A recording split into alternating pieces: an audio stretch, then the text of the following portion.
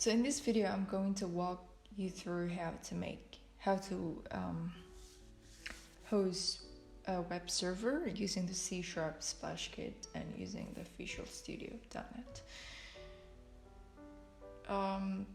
First thing we're going to do is create a folder, and I'm going to name it test. I'm creating that inside my desktop.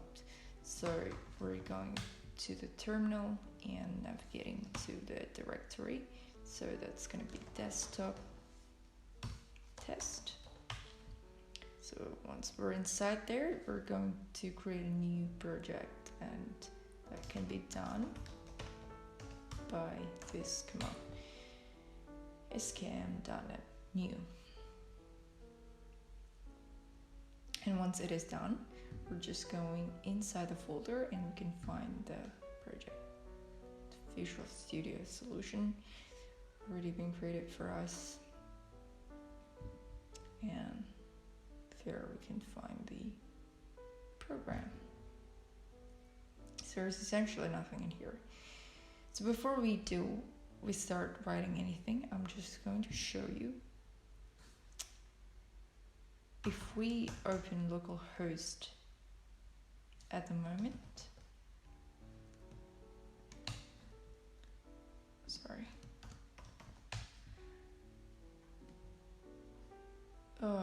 Okay.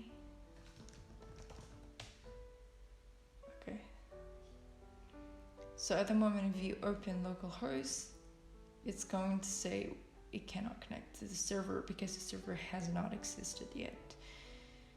So let's close this up. So that's what we're going to do. We're going to create a web server inside our localhost, and I'm going to name this server, and we're just going to create a new web server.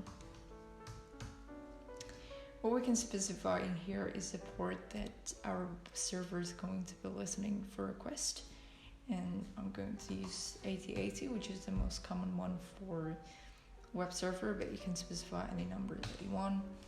And I'm also going to create a Boolean value that indicates whether the server is running or not, and that's going to be true in the beginning. So while the server is running,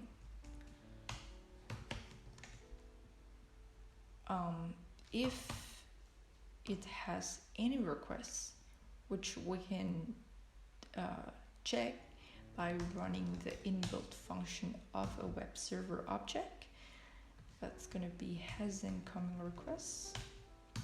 That's a getter property, not a function, sorry. So if the server has an incoming request, we want to store that request as HTTP request object, which is also an inbuilt object inside the Splashkit networking API. And I'll name that request. So it's going to store the web requests. That's a getter property as well. So store that inside the variable request, and we can check the path of the request. Okay, so we can check that using the using the function isGetRequest4, and so we can check if it is a certain path, and I will do the first one that I want to check is index.html.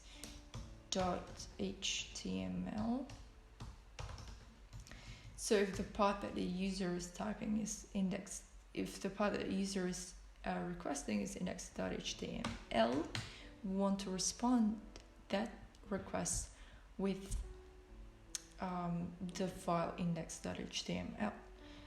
That's what I want to do.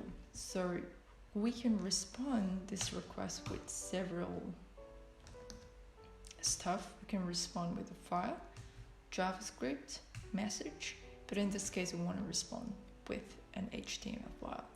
So that's what I'm going to do, and I will specify the file name. I've already created index.html file, and we will put it as a resource later on. But for now, let's keep it this way. And another path that I want to check is stop. So if that's the path that the user is requesting, then what we want to do is want to return a message. So we want to respond with a message, which is server has been stopped. And we're actually going to stop the, we're going to stop the server and also get out of the loop and out of the program. So that's why we're going to set the server running to false. All good. Now what we want is to store the file. So we can do that by creating a resources folder, and that is quite easy as well in here, because we can just use the command scan resources, and it's created successfully. That's the Splashkit API as well, and you can basically put whatever you want in here, but for this purpose we're going to use the server folder. So that's going to be resources server folder. So I want to put our file in there, and I've already created an index.html that's basically just showing yes, you have reached the index, and that's stored locally in my desktop at the moment, but I'm going to move it inside the server folder. So as you can see here, it's already in there. So essentially this should be working now. If you go to so we're going to test this first. So it's not working because we haven't started the server yet. So we can start the server by running the program. It has already been run, as you can see. So now we're going to go to the index.html.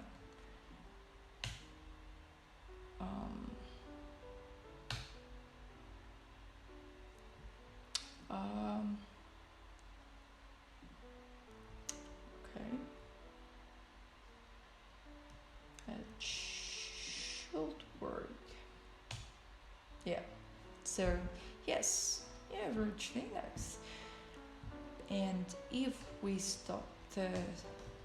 run the stop path, it returns the message that we wrote before, and it also gets it out of the program, as you can see in here.